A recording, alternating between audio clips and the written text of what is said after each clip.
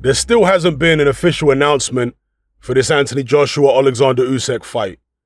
I've seen a couple interviews with Eddie Hearn where he says it's down to securing a venue that will allow them to have a certain number of fans, be it Wembley, Tottenham Hotspurs, wherever. Because these two fighters are going to be paid an enormous amount of money, and therefore they need a certain amount of fans in the venue to make the event commercially viable. So I get that. I was disappointed to hear word, and I don't know if this has been officially confirmed, but the word on the grapevine is that Usyk has agreed to a rematch clause for this fight.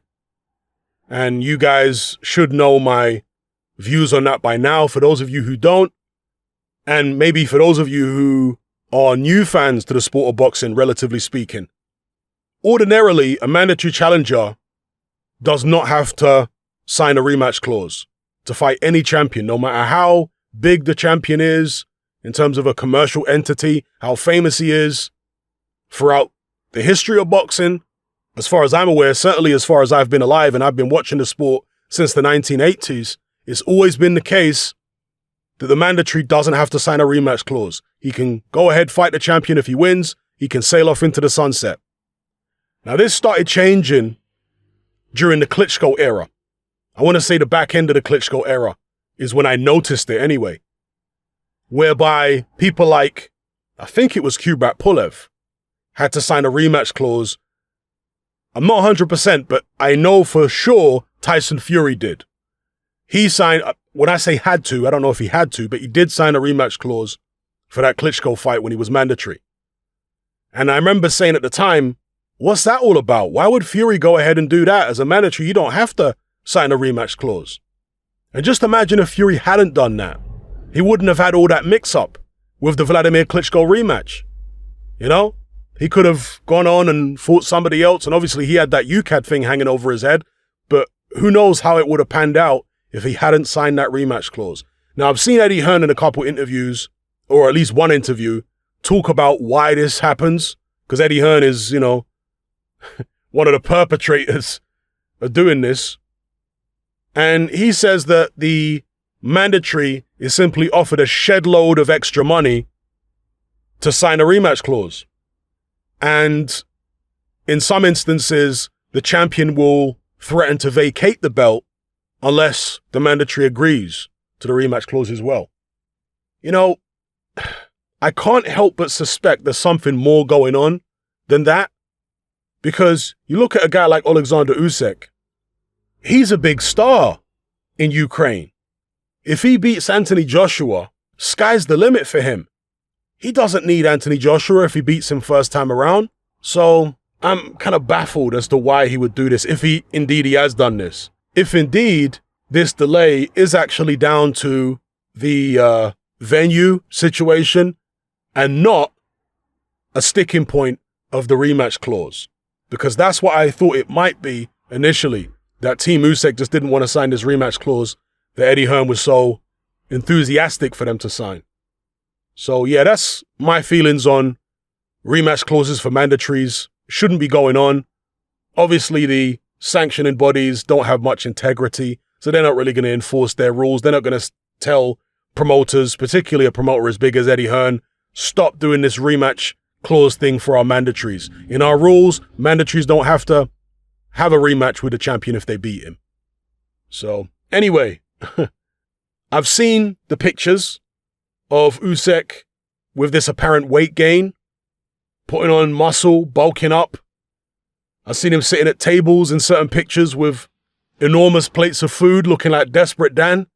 You know, from the comic book back in the days, Desperate Dan would have like cow pies and these enormous plates of food he would eat. That's how Usyk was looking. Crazy giant plate of food. Now again, I've said in the past that I'm not a fan of Usyk piling on loads of extra muscle against Anthony Joshua, because you're attempting to match a guy, or at least close a gap, in an area where you're always going to be inferior. Anthony Joshua is always going to be physically stronger than Oleksandr Usyk. He's always going to be able to hit harder. There's nothing Usyk can do about that. Usyk's advantage against AJ is obviously speed, movement, mobility, fluidity. And by piling on all this extra weight, this muscle, he's actually reducing his own advantages over AJ. The speed, the mobility, the fluidity. Putting the extra muscle on takes away from that. So I don't think it's a good idea. I would have, or let me put it this way, I would give Oleksandr Usyk a much better shot against Anthony Joshua if he comes in no heavier than the very low 220s, but preferably around 217. Now, the thing about fighters is a lot of them are very macho. And although Usyk doesn't come across as one of the most overtly macho fighters, to be able to have done what he's done in his career and achieved so much, undisputed cruiserweight champion and so on, now stepping up to fight the heavyweight champion, you have to have a big ego to be able to do that, at least with regards to your ability in boxing. And so a lot of these guys are very macho, even though they might conceal it. And that's a double-edged sword. It helps you in some ways, but in other ways, it can actually work against you. And one way it can work against you is you go in there with a guy like Chaz Witherspoon or Derek Chisora, and you're not able to take them out. You're not able to produce a performance which wows the fans.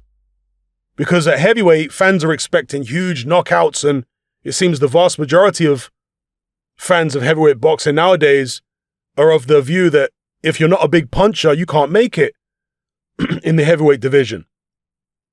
Well, I beg to differ. There's always been this misguided belief that you have to be a big puncher at heavyweight to be able to make it. And there's only been a few times in heavyweight history.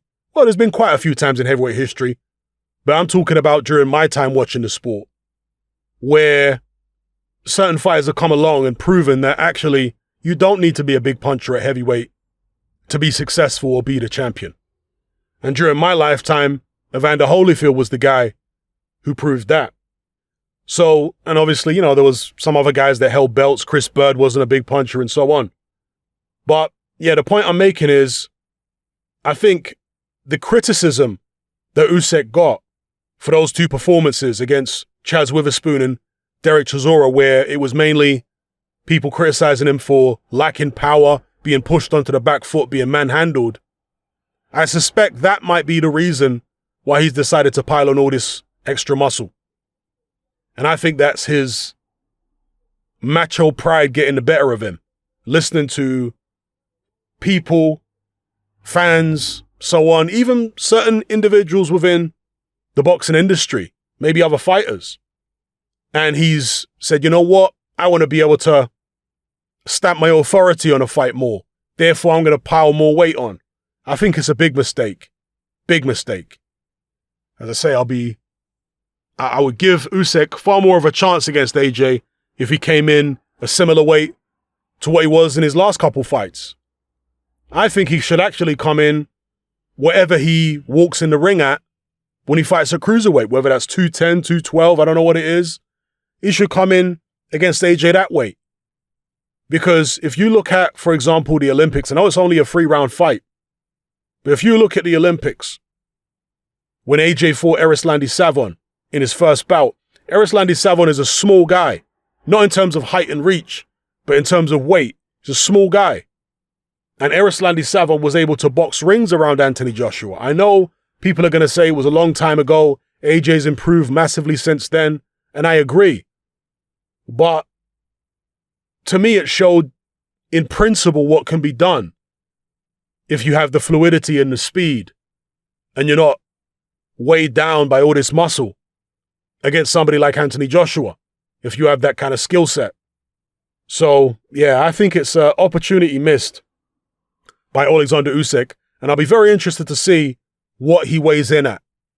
But my view is, the heavier he is, the more it favors Anthony Joshua.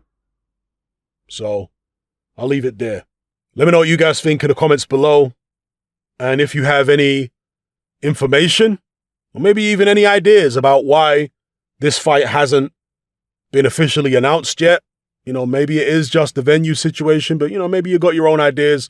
Let me know in the comment section below. Come and join me on Patreon and access my weekly no-holds-barred, censorship-free podcast where we lift the lid on a wide range of controversial topics. It's not mainstream friendly, it's not politically correct, but that's the whole point. We dare to stand as a beacon of reason against an army of insanity. Just head on over to my Patreon page and select the tier called Hatman Hot Topics. You'll gain access to a minimum of 2 hours of exclusive content every single week, including podcasts, videos, interviews, live stream Q&A sessions, as well as my popular Confessions of a Nightclub Bouncer series. Not to mention a vast back catalog of hundreds of hours of previous episodes. You can listen via the Patreon app with the option to download in high quality MP3. We've also got a Discord server where you can come and chat and hang out with myself and other members. There's no contract, no commitment, and you can cancel at any time. So come and join our community of free and critical thinkers by signing up with me here on Patreon today.